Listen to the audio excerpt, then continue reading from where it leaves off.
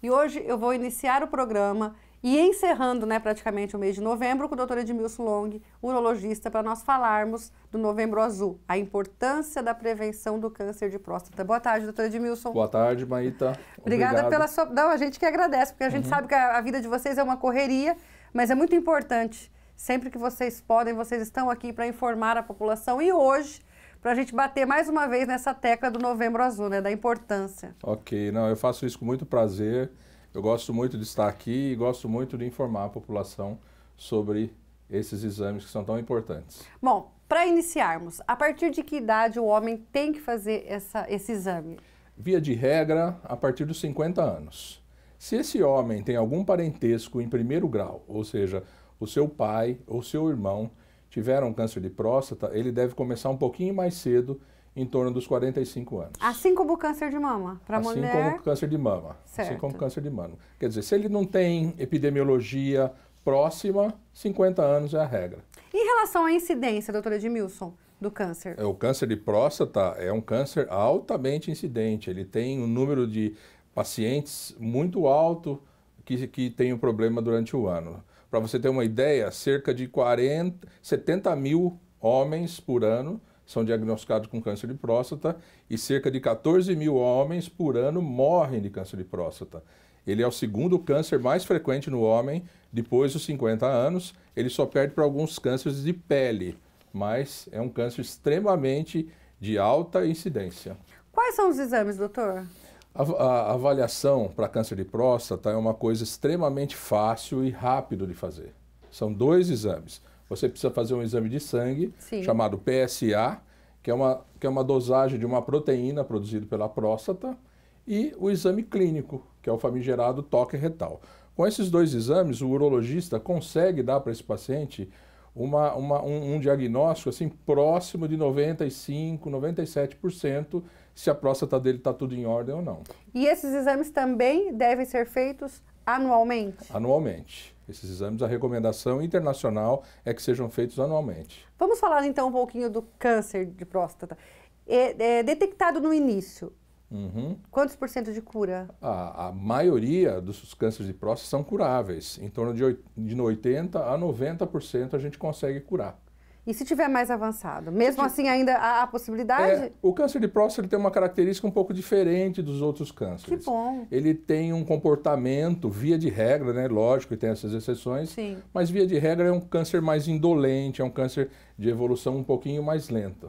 Tá? Então, mesmo com tratamentos paliativos, ou seja, não curativos, a gente consegue ainda prolongar a vida desse paciente por bastante tempo. E o paciente, ele tem algum sintoma, doutora Edmilson? Essa pergunta sua é importantíssima.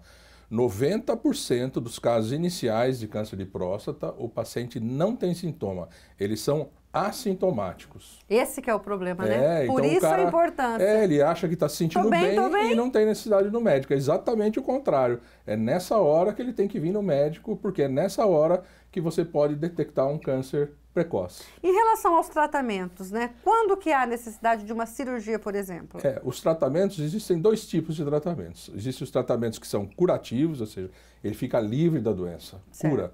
E existem os tratamentos que são paliativos. Obviamente, os tratamentos curativos são os mais desejados, por isso que a gente tenta fazer um diagnóstico precoce. Em termos de tratamentos curativos, existem 2, basicamente. Sim. Uma cirurgia radical, que hoje nos grandes centros, Estados Unidos, são feitos com auxílio de robô, tá? São as cirurgias robóticas. É uma cirurgia chamada prostatectomia radical robótica. Certo. Ou o paciente faz um outro tratamento curativo chamado radioterapia. Os 2 tratamentos têm índices de cura muito parecidos. E o desejo do paciente que vai ser respeitado. Ele vai falar, quero ir para cá ou quero ir para lá. Então, tratamentos curativos, radioterapia ou cirurgia radical, prostatectomia radical.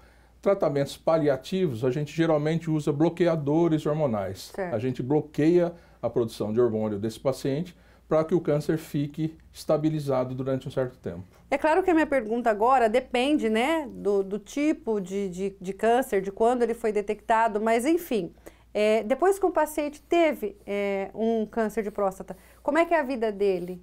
A vida dele é normal? A vida sexual dele, como é que é? Ele pode ter filhos? Como que é? Os meus pacientes que estão assistindo, eles vão dar risada, porque eu sempre falo a mesma coisa. Falo, olha, a sua vida nunca mais vai ser igual. A sua vida miccional não vai mais ser igual e a sua vida sexual não vai ser igual, porque muda. A próstata, ela faz parte de um sistema de continência para segurar a urina. Tá? Então, em algumas vezes, numa pequena porcentagem de pacientes, esses pacientes podem ficar com incontinência, uma perda involuntária de urina. E um número considerável de pacientes ficam impotentes, eles ficam com uma dificuldade de manter a ereção. Isso após o câncer ou após a cirurgia? Porque tem casos que não necessitam de cirurgia. Essa pergunta sua é muito importante. Eles acham que essas complicações são por causa do câncer. Essas complicações não são por causa do câncer, essas complicações são devidas aos tratamentos, ou à cirurgia ou à radioterapia, tá? Só que essas complicações são contornáveis. A impotência, por exemplo, a gente resgata quase 100% dos pacientes. E a incontinência urinária também a gente tem opções de tratamento para dar uma vida mais confortável para esse paciente. Resolve um problema, depois resolve o outro. Exato, e pronto, é isso que eu falo. Olha, a prioridade é isso. O que importa é a vida e a saúde, não é? Porque acontece isso. O paciente vem um ano depois curado e fala, puxa, doutor, agora eu não estou tendo potência e tal. Mas você fala, olha, não esqueça de que a prioridade, a hierarquia foi o tratamento da sua doença. Olha aqui, você está tudo bem. Agora vamos atrás do prejuízo. Agora vamos, é isso aí. Doutor, hoje, né, com toda essa divulgação, a importância da prevenção, os homens, eles estão mais atentos, né, com isso ou ainda tem aquele preconceito em relação ainda tem, Maíta, ainda tem. Mas eu sempre reforço aqui no seu programa, outras vezes já falei isso, o papel da mulher. Sim. Porque a mulher acaba levando o cara, entendeu? A mulher acaba puxando a orelha, olha, nós estamos no Novembro Azul, você não fez sua avaliação de próstata.